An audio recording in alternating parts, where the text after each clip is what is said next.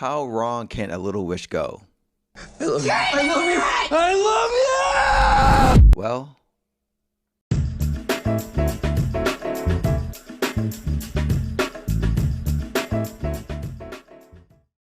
hey movie peeps, thank you for watching NibbleNFlix, the podcast for Snacks Me Cinema. I'm your host, Jeff Reed, and in this video, we're going to be munching on the movie Obsession. Have you seen the movie yet? Let me know your thoughts below in the comment section. This will be a non-spoiler review, and also give us a like on the video so we get more eyes on it, and also subscribe to the channel for more content. And now let's get into this review.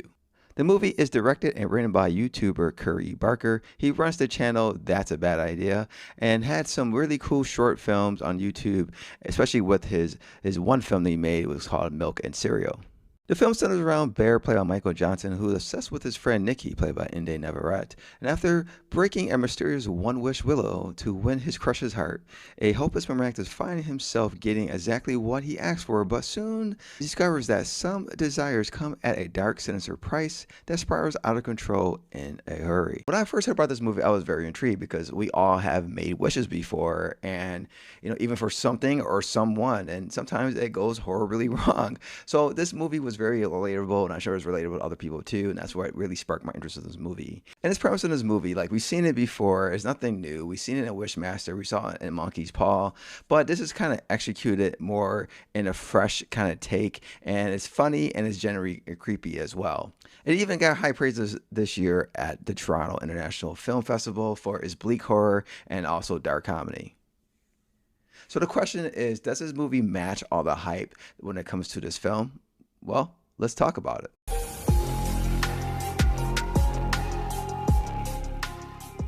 So the good about this movie is the story of this film. Like I said before, it's not something new. This is just a new take on this genre. It's very simple, but it's executed very well. And we see Barry, basically, he's in love with Nikki. He's in the friend zone, and he just makes a wish for Nikki to love him and be the only thing that she loves in this world. And of course, Nikki gets obsessed. It doesn't just become a regular obsession. It becomes a deadly, creepy obsession when it comes to her being totally obsessed with Bear. And the only way this wish actually ends is if he dies. It doesn't really say anything. If she dies, the wish ends, but basically if he dies, the wish is over. And I love how the movie explores the dark side of desire, like wishing someone to actually love you. It's very morally complicated, and it's terrifying if it comes out true and it does not work out the way you want it to. But I love how they escalate gradually, how things got worse and worse for Bear when Nikki got more obsessive. I thought that was a really good take that they did in this film, and it comes out downright terrifying at times in some scenes where they did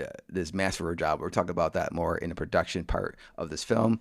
And it has like this 80s horror vibes to it, and it has like this wacky, dark humor, terrifying, creepy moments. It's something that just reminds me of good 80s horror films. I also appreciate the balance of horror and comedy in this movie. While you get some like really funny moments in this film, you also get some very scary, terrifying, creepy moments in this movie as well. Especially how Bear is reacting, how Nikki is obsessed with him, and the things that she does to keep him like basically around her. Michael Johnston's frantic energy is a perfect foil to Inde Navarrette's this crazy, insane performance. And speaking of performance, I thought Inde Navarrette's performance as Nikki was absolutely fantastic. She killed it, and she did an awesome job playing this character, showing that she had a split personality and is basically having a battle inside, trying to figure out, who's going to come out at certain times in this movie. She was able to hit all the emotional beats of this character, and even all at once. Sometimes you see her sweet, normal, see her obsessive, then possessive, all at the same time as well. And I thought she just did a great job making you think you don't know where Nikki's gonna go. You might think she's okay in certain moments, and then 2 seconds later she's like freaking out and crying and stuff like that. And I thought that was absolutely an amazing job how she was able to change on a dime. And some of the most chilling and crazy scenes is when Nikki is lurking in the dark. It could be even lit up, it doesn't matter.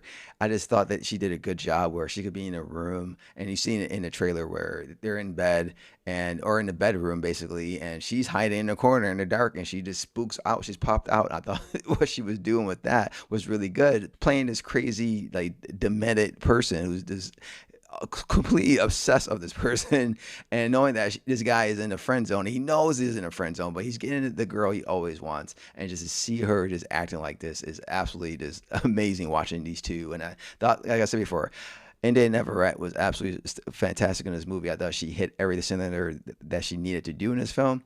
And this is probably one of her best performances. And it's cool too, is I also love watching her on Superman and Lois, and to see her become this actress who is now doing movies like this and get an opportunity to show her skill set. I'm completely happy for her, and I hope she gets more roles because of this movie, because she shows that she can play basically anything. The production of this movie is outstanding, and it's one of those films that is just shot very well when it comes to like the cinematography, the production design, as well as some of the rooms they were in or some places they were at, and you see the change what Nikki's doing to Bear's apartment.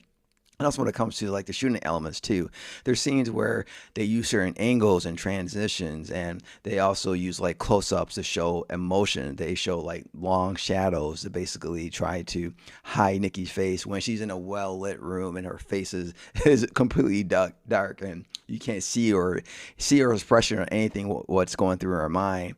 And it has made certain scenes very claustrophobic and very intense, because you just don't know if Bear is going to get out of that situation or not. And that's what made the movie very good and very creepy and funny at the time, because it was just how these two actors playing along with each other. The production set the mode and the tone for you in those scenes, and they worked very well. And also the music and sound design. I was very, very surprised how well the sound and the music was used in this movie. It definitely add more to those scenes. Like the tones were basically perfect when it comes to like horror elements. They do a very good job getting very intense. When it comes to comedic moments, they do a good job when it actually like line up the mood when even it's coming off a creepy moment. And the score definitely keeps you invested in the movie and want you to see where these characters are going. And also there's scenes where you don't see Nikki, but you hear what she's doing, and they're using the sound design to show that she is losing control wherever she's at, where Bear is basically trying to talk her down from insanity. And those scenes actually work too, and it all works together. Like when it comes to the acting, the story, the production of the sound design and cinematography, it is just a very beautiful film.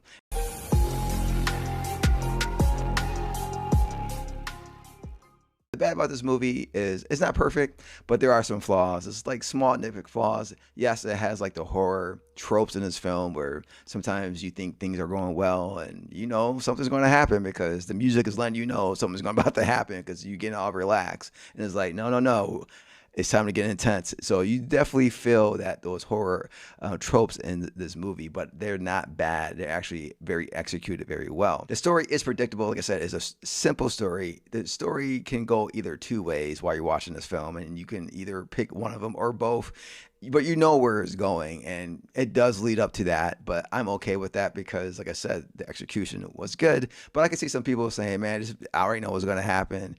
The whole point is living in those seconds where the intensity goes up.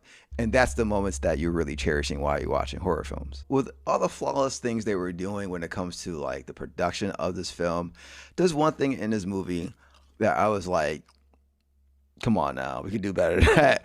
And it leads up to one of the kills in this movie, and it looks absolutely fake. Like when I mean fake, I mean like dummy fake. Like it is that bad.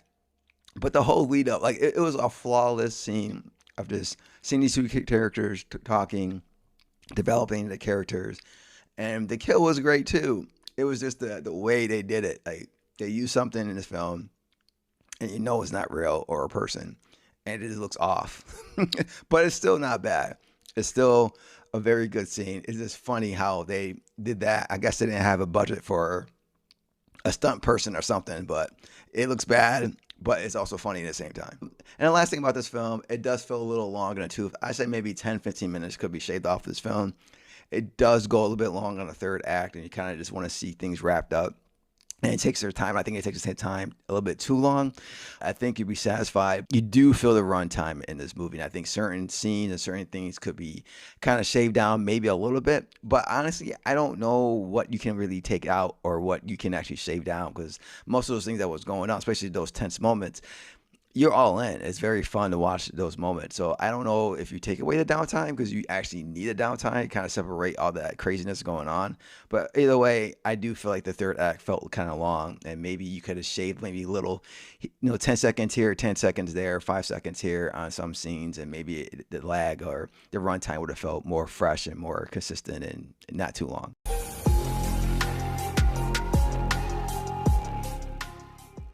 The final verdict and the snack worthiness of this film, I'd say, is 4.5 snacks out of 5. I absolutely enjoyed this film. I think it's one of the better horror films. Actually, horror's been absolutely amazing this whole year with Exit 8. You haven't seen that? Check that out. Holcomb was good. There's so many good horror films that came out so far this year that I'm just super excited about the horror genre because it seems like it's getting better and better. I really highly recommend this film. If you want to see it, definitely go check it out. I think it's worth the money. It does live up to the hype that everybody was talking about the film, especially that Rotten Tomato score. I think it does live up to that score. Yeah, definitely go out this weekend and have a good time watching this movie, eating some movie snacks.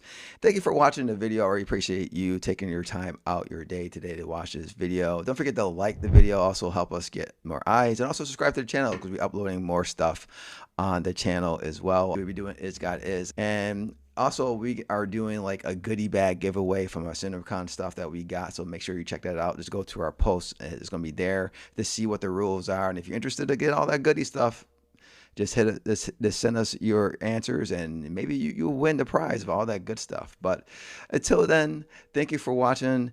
And until next time, keep munching, keep watching good, bad, or horror movies that could be guilty pleasures, but always keep it real. And I'll see you in the next video. Take care and goodbye.